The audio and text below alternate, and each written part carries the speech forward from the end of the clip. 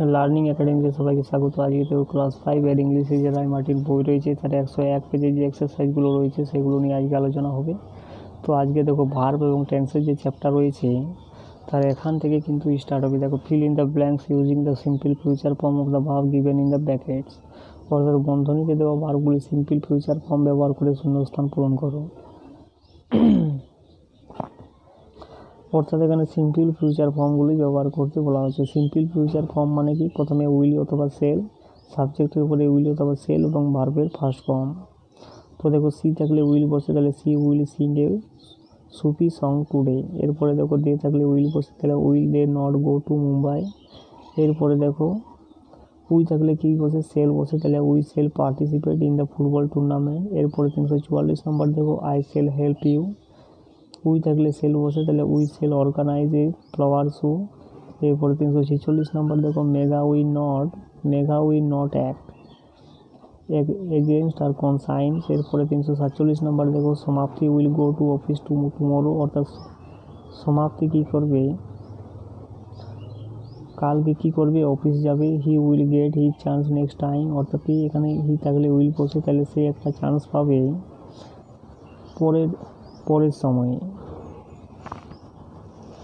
এরপরে 349 নম্বরে দেখো roses will Bloom in spring. অর্থাৎ কী করে? গোলাপগুলো ফুটে বসন্তকালে, স্প্রিংয়ে।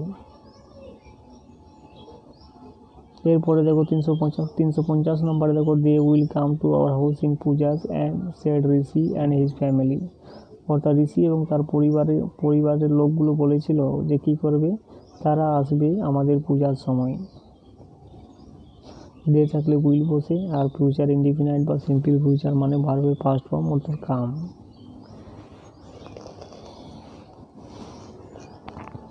এরপরে দেখো ফিল ইন দ্য ব্ল্যাঙ্কস বলে fill in the blanks with appropriate forms of the verb given in the bracket. আর বন্ধনীতে দেওয়া ভার্বগুলি যথাযথ রূপ ব্যবহার করে শূন্যস্থান পূরণ করো। তো এটা কী হবে? দেখো the verb is trying to capture the word with a net. তাহলে টু এর পরে সবসময় V1 হয়, অর্থাৎ এটা ইনফিনিটিভ হবে। তাহলে টু এর পরে V1 মানে এটা হয়ে যাবে capture the word with a net. এরপরে 352 নম্বর দেখো দে এর পরে বি ভার্ব বসাতে পারে, তাহলে দে এর পরে সবসময় কী বসে? আর বসে। তাহলে দে আর টুইন সিস্টার, অর্থাৎ তারা কি টুইন সিস্টার। 353 নম্বর দেখো দ্য বার্ডস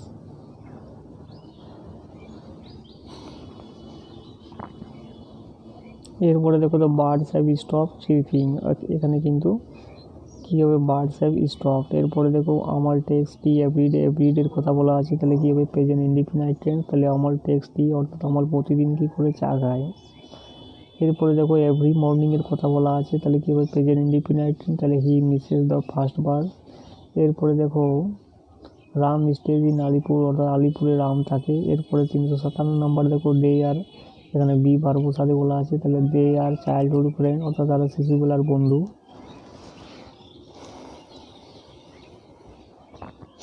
তিনশো 58 নম্বরে দেখো হি ফ্লাইজ হবে এখানে EIES। হি ফ্লাইজ এ ব্লু কাইট, অর্থাৎ সে একটা ব্লু কালারের কী করে ঘুড়ি উড়ায়। 359 নম্বর দেখো Bhima favoured the mace in ancient time, অর্থাৎ ভীমা পছন্দ করেছিল মেসটাকে প্রাচীনকালে। এরপরে দেখো 360 নম্বর দেখো ওয়ান্স আপন এ টাইম মানে এটা ফার্স্ট টেন্সে বলছে, তাহলে কী হবে? There was lived a king name Midas. এরপরে 361 নম্বর দেখো দ্য বয় কুইজ শো, অর্থাৎ কী করে? ওয়াচড এ কুইজ শো।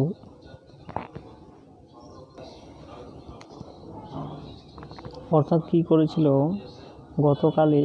গতকালে নয়, দ্য বয় অর্থাৎ ছেলেটি একটা কুইজ শো দেখেছিল। তার এরপর 362 নম্বর দেখো the class start at 7 AM, অর্থাৎ ক্লাসটা শুরু হবে 7টার সময়। এরপর 363 নম্বর দেখো ইয়েস্টারডে মানে গতকাল, তাহলে এটা ফার্স্ট টেন্সে হবে ইয়েস্টারডে ওয়াজ সানডে, অর্থাৎ গতকাল রবিবার ছিল। 364 নম্বর দেখো Tagore won the Nobel prize in 1913, অর্থাৎ এটা আগেকার কথা বলা আছে, তাহলে কী হবে? এটা পাস্ট টেন্সে হবে, তাহলে ওন হয়ে যাবে এটা। 365 নম্বর দেখো the patient died last night, অর্থাৎ ডায়েড লাস্ট নাইটের কথা বলা আছে ফার্স্ট টেন্সে, তাহলে কী হবে? এটা ডায়েড, অর্থাৎ পেশেন্ট অর্থাৎ কি? পেশেন্ট মারা গিয়েছিল গত রাত্রে। এরপর 366 নম্বর দেখো my mother waited for an hour, এটা হবে ওয়েটেড। এরপরে 367 নাম্বার দেখো she is typing a letter now, অর্থাৎ সে একটা লেটার নাও এর কথা বলা আছে, তাহলে কন্টিনিউয়াস হবে প্রেজেন্ট, প্রেজেন্ট কন্টিনিউয়াস হবে, তাহলে she is typing a letter now. 368 number দেখো I shall do my homework a little letter, এখানে লিটিল লেটার বলা আছে, তাহলে ফিউচার টেন্সে হবে, অর্থাৎ আমি আমার হোমওয়ার্কটা করব কিছুক্ষণ পরে। 369 নাম্বার দেখো he always caries A com with him, তো এটা কি হবে দেখো, এটা হবে ক্যারেজ। 370 নাম্বার দেখো দেন হি স্যাড বিসাইড মি, তারপরে সে বসেছিল আমার পাশে। 371 নাম্বার দেখো the train had left the station before we reached, অর্থাৎ একটা যদি প্রেজেন্ট, একটা যদি পাস্ট ইনডিফিনাইট থাকে, তাহলে বাকি যে অংশটা, বাকি যে পার্সেন্টটা রয়েছে বিফোরের আগে, সেটা হবে পাস্ট পারফেক্ট টেন্সে, তাহলে হবে had left the station before we reached.